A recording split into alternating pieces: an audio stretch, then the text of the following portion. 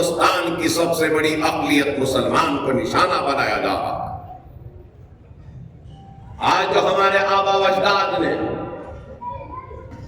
ہمارے آنے والے کل کے لیے جو وقف کیا تھا جائیدادوں کو، ایک منشے کے تحت ایک مقصد کے لیے ان اوقافی جائیدادوں کو منصوبہ بند انداز کے ذریعے، قانون سازی کے ذریعے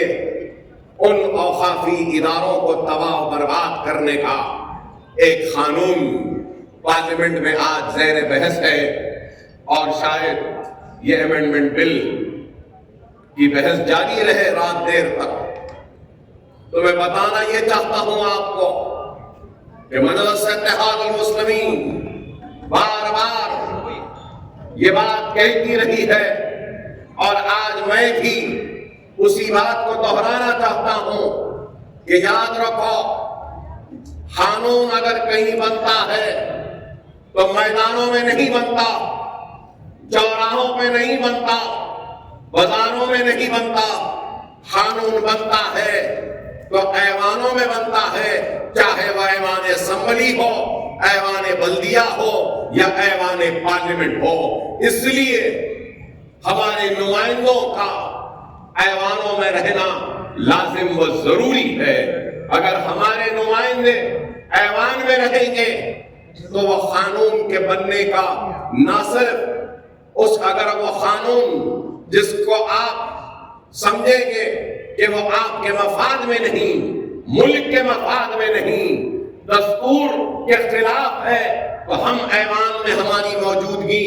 اس قانون کی مخالفت کر سکتی ہے اور اس قانون کو بننے سے روک سکتی ہے۔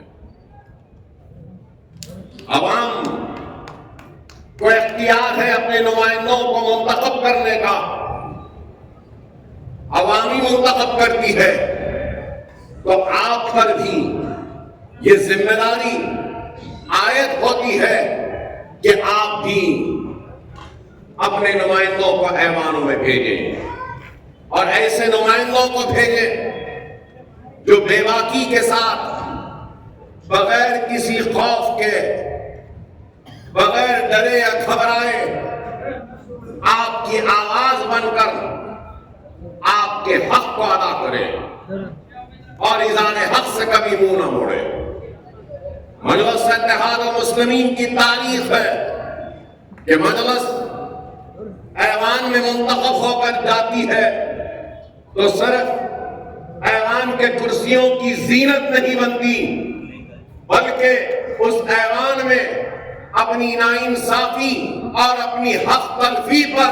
بے باکی کے ساتھ زوردار آواز سے گرجتی ہے، اور اس کی گرج کے آگے ہر کوئی مجبور ہو جاتا ہے کہ ان کے اٹھائے ہوئے باتوں کو نہ صرف سنے بلکہ ان باتوں پہ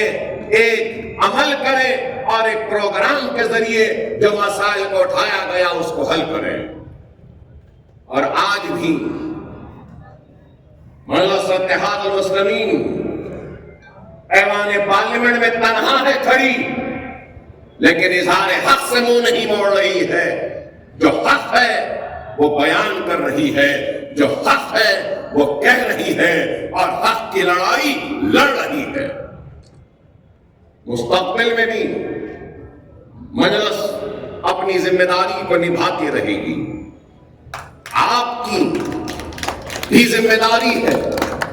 اور آپ کی ذمہ داری کیا ہے کہ آپ اپنے پسند کے امیدوار کو منتخب کرنے کا دستور نے جو حق دیا ہے اس حق کا استعمال کریں۔ بڑی معذرت، بڑی معافی کے ساتھ یہ بات کہنے پہ مجبور ہوں، بے شک مجلس جیت رہی ہے، مجلس کامیاب ہو رہی ہے، حیدرآباد کی پارلیمنٹ کی نشست سے بھی بے شک مجلس چندرائن گٹے سے بھی کامیاب ہو رہی ہے، بے شک مجلس اتحاد المسلمین یاقوت پورے سے بھی کامیاب ہوئی، بے شک مجلس اتحاد المسلمین چار مینار سے بھی کامیاب ہوئی، بے شک مجلس اتحاد المسلمین بہادر پورے سے بھی کامیاب ہوئی، بے شک مجلس اتحاد المسلمین نامپلی سے بھی کامیاب ہوئی، بے شک مجلس اتحاد المسلمین ملک پیٹ سے بھی کامیاب ہو رہی ہے۔ اللہ کا شکر ہے، نبی کریم صلی اللہ علیہ وسلم کا صدقہ ہے اور یہ اللہ کی دعائیں ہیں، کارکنان مجلس اتحاد المسلمین کی محنتیں ہیں، ماں اور بہنوں کی دعائیں ہیں، محنتیں ہیں، بزرگوں کی دعائیں و محنتیں ہیں، نوجوانوں کی محنت و دعائیں ہیں، لیکن ایک